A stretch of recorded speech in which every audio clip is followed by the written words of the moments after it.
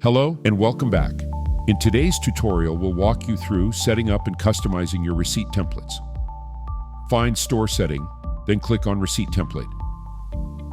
You can set the receipt printing template here. Under Business Information Format, you can upload a logo, display a QR code, and provide basic store information. Click Save to store the information you just set. Under Order Receipt Format, you can set product details and payment information for order receipts. Under Return Order Receipt Format, you can set product details and refund information for return receipts. Under Printer Information, you can set the printer brand and receipt paper width. Different printer brands support different receipt paper widths.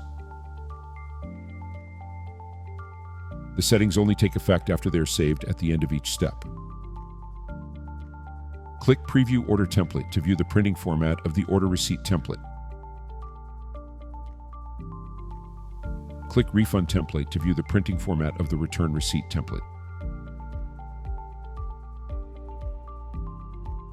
Thank you for watching.